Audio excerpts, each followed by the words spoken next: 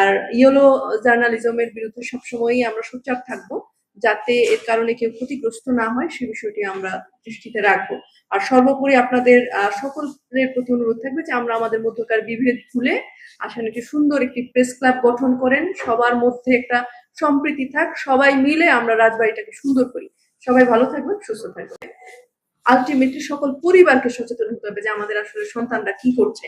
সরকার হচ্ছে একটা কাঠামোর মধ্য দিয়ে চলে, সরকারি আমরা যেসব অফিস আছি আমরা নিয়ম কানুনের মধ্য দিয়ে চলি, আমরা চেষ্টা করি সরকারি আইন কানুন বাস্তবায়ন করার জন্য, কিন্তু নাগরিক হিসেবেও নাগরিকের অনেক দায়িত্ব আছে। এই দায়িত্ব সম্পর্কে আমাদের তাদেরকে সচেতন করতে হবে এবং সবাইকে সাথে নিয়ে আসলে একটি উন্নত দেশ গড়ার আসলে পথটা আমাদেরকে চলতে হবে।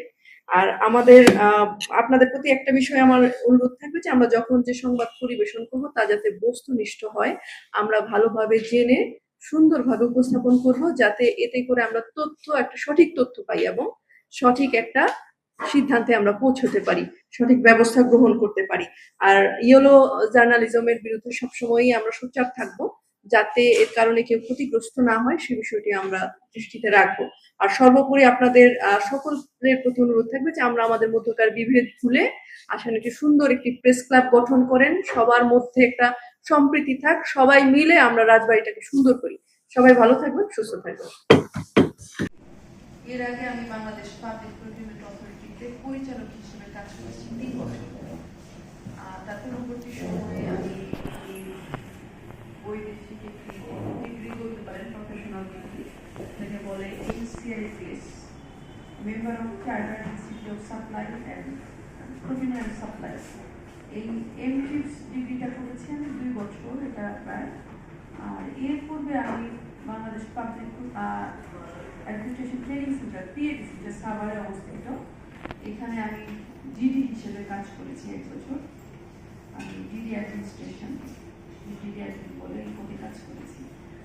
এর আগে আমি ইউনো হিসেবে কুমিল্লার মেঘনায় 2 বছর 10 মাস কর্মরত ছিলাম। তার আগে আমি RS হিসেবে কুমিল্লায় কাজ করেছি, কুমিল্লা কালেক্টরেটে ডিসি অফিস, এখানে আমাদের সিনিয়র সহকারী সচিব হিসেবে পদোন্নতির জন্য কাজ করি।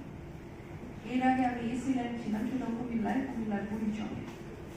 এসি লাইন হিসেবে আমি 2 বছর কাজ করেছি। তার আগে আমি কুমিল্লার ডিসি অফিসে প্রফেশনাল হিসেবে 2 বছর কাজ করেছি। আর এর আগে আমি কাজ করেছি হচ্ছে চিটাগাং ডিসি অফিসে 1 বছর 2 মাস কাজ করেছি। এই হচ্ছে আমার টোটাল কর্মজীবন 15 বছর। আর এর আগে আমি আসলে সরকারি ব্যাংকে কর্মরত ছিলাম সিনিয়র অফিসার হিসেবে। এই হচ্ছে টোটাল হিস্ট্রি।